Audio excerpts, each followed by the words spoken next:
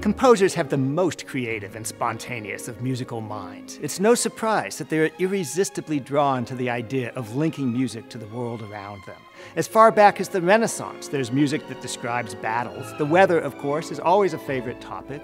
Vivaldi's Seasons portrays thunder, lightning, snow, ice, falling leaves, not to mention numerous barnyard animals. And of course, Beethoven's Pastoral Symphony was a landmark in incorporating descriptive elements into a symphonic form. The idea of program music, music that describes some extra musical element, was a perfect vehicle of expression for composers of the Romantic era. The genre of program music surely reached its apex in the music of the late German Romanticist Richard Strauss. Strauss wrote program music based on folk tales, on philosophy, on mundane experiences like a day in his domestic life, or exalted experiences like scaling mountain peaks. But his most inspired creations were literary, and his portrayal of the great novel Don Quixote by Cervantes is arguably the finest piece of literary program music ever written. The most important thing to remember about Cervantes' Don Quixote is that it is a laugh-out-loud, funny novel. It is a parody of a genre that was very popular, stories about knights errant or wandering knights that were devoted to brave deeds and noble ideals. The story begins with a description of Don Quixote, a gentleman of about 50 with nothing unusual about him other than an obsessive devotion to reading novels about knights.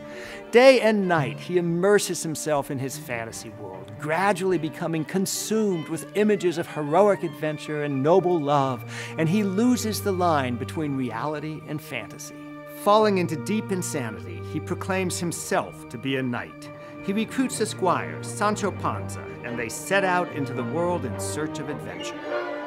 Of course, his insane fantasy world collides harshly with the real world, creating a series of events that are at times tragic, at times touching, often extremely funny. Eventually, a friend, out of concern for Quixote's well-being, pretends to also be a knight and challenges him to a final battle. The old man doesn't stand a chance, and in defeat, he agrees to return home and give up his dreams. Upon returning home, his insanity lifts, but without the passion of knighthood, he feels little reason to live and soon dies a peaceful death. There was a favorite form in the classical era called theme and variation. Composers like Mozart and Beethoven would write a theme and then dress it up in different ways, like changing the harmonies or the orchestration or decorating it with ornamentation.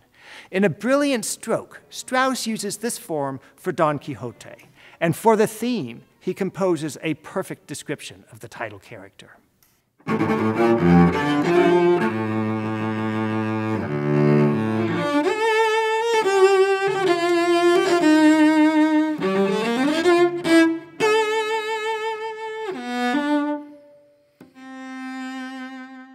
I see this person as a very grandiose character, full of temper, with a certain elegance as well in there, but a really unstable character.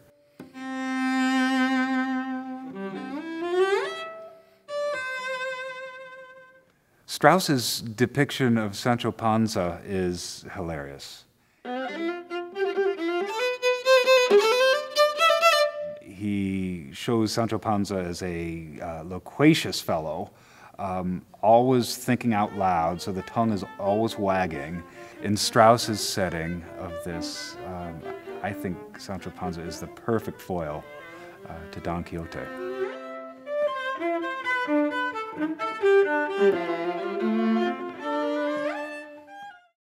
After establishing the themes for Don Quixote and Sancho Panza, Strauss turns to the variations, a series of 10 episodes drawn from the novel.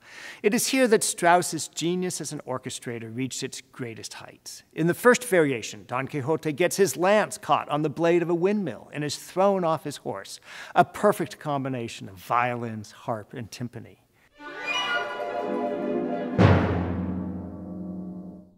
In the second variation, Don Quixote attacks a flock of sheep, thinking they are a grand and glorious army. Only a genius like Strauss could create the sound of panicking sheep with flutter-tonguing muted growls.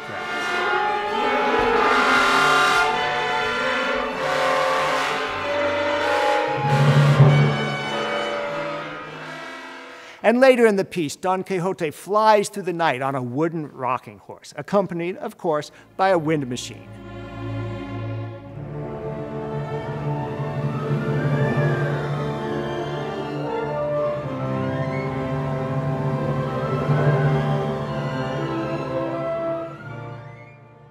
I think this marks the Pensacola debut of that charming instrument.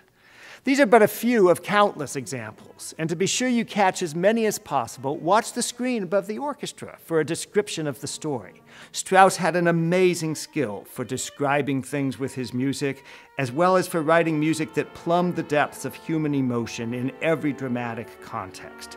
Together, these tools allowed him to breathe life into Cervantes' great novel, creating one of orchestral music's true landmark masterpieces.